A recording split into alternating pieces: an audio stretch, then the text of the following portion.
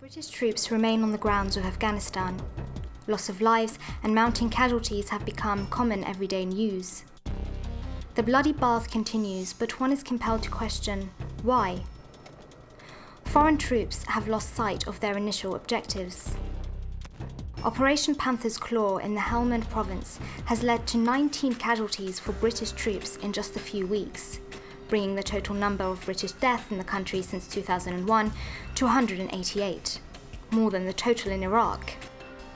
Whilst Afghanistan mourns the destruction of its country and the loss of its men, Britain is also grieving as members of the British public line the streets to pay tributes to their fallen soldiers as they re-enter the country to be buried.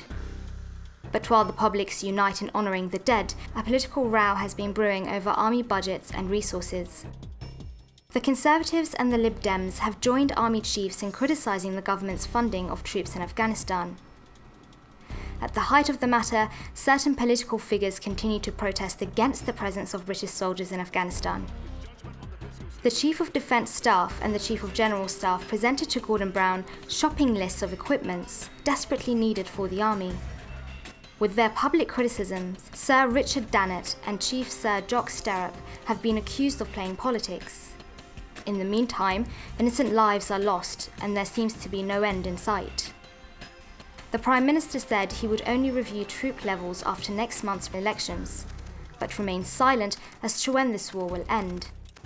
Indeed, some may question whether the army have enough equipment to protect itself, whilst others accentuate their unnecessary existence within the country and criticise the initial decision to enter the region. We hear talks of more troops needed, but the battle has been lost and the fight has become incomprehensible.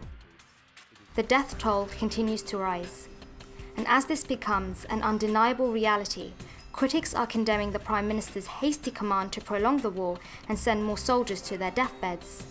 Yet, the minority assert the necessity of this war. US Vice President Joe Biden has told the BBC that the war in Afghanistan is worth it. He's warned that the terror groups on the border with Pakistan would wreak havoc in Europe and the US.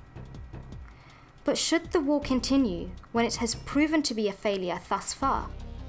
The question that remains is, what actions are to be taken by Britain now?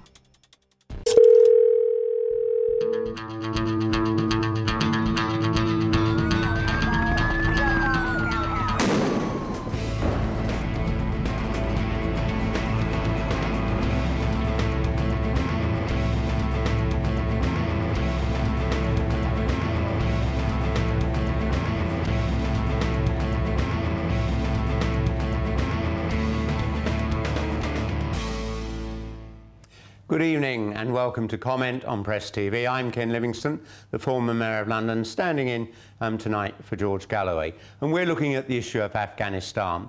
And I'd love to hear your views. The phone number is +44 208 601 4555. The text is +44 780000 8066, or you can email comment@presstv.co.uk. And we have some cartoons on this issue of Afghanistan to show you.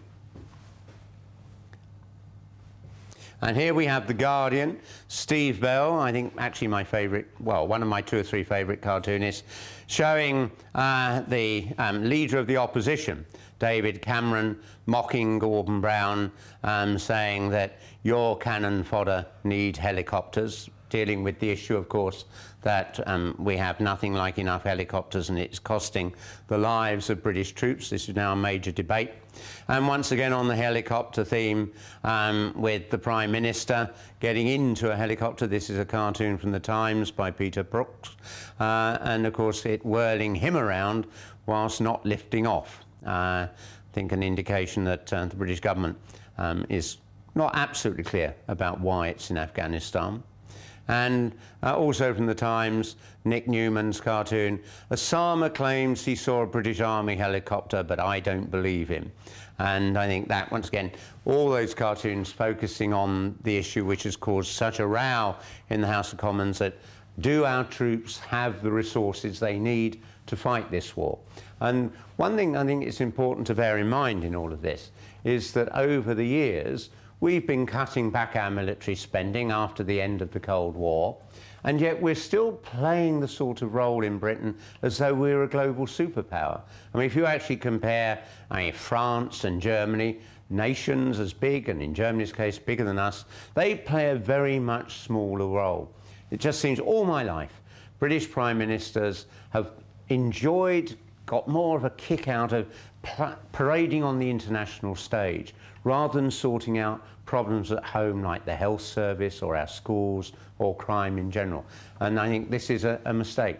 The primary concern of government should be looking after the domestic economy and social issues. But I'd love to hear your views on this and many of the other subjects that we've got. And I don't know what we'll be having next. Have we got a phone call, I think? Yes, we have a phone call. Good evening. You're live on Press TV. This is Comment. I think we're having some problems with the phone lines. Hello. Good evening. Hello. Good evening, Ken. Hi there.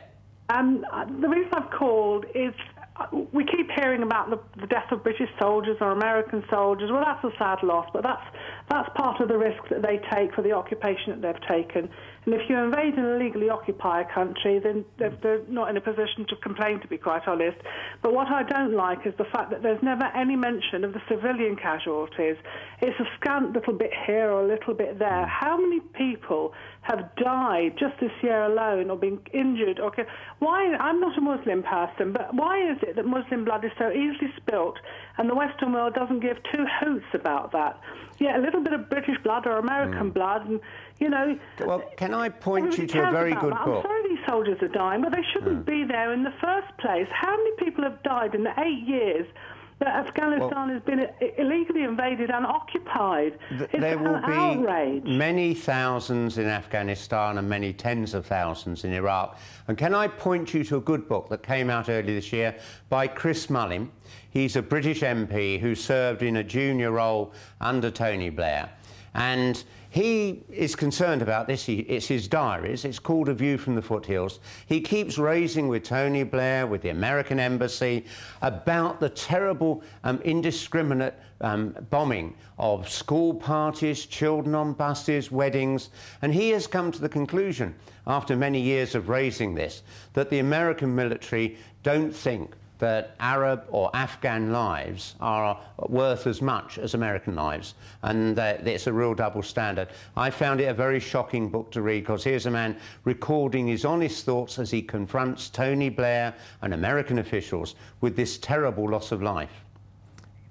We have an email coming in, and this email is from Richard Dales from New Jersey in the United States. Good evening. I'm watching your show but can't understand why you think the US are after economic power. That's such a tired argument. They made you Mayor of London. I can't imagine you're so naive to believe the conspiracy theorists. The US has a moral duty to its citizens. Well, can I say, Richard, that if you actually look at the history of the great superpowers, whether it was Britain in the 19th century, America in the 20th century, we have always intervened to control global resources. Now, mainly that isn't done with troops. It's done through the World Bank, it's done through the International Monetary Fund, the great corporations. But still, the West is sucking resources out of much of the rest of the world, and we can't be surprised when people get angry and fight back.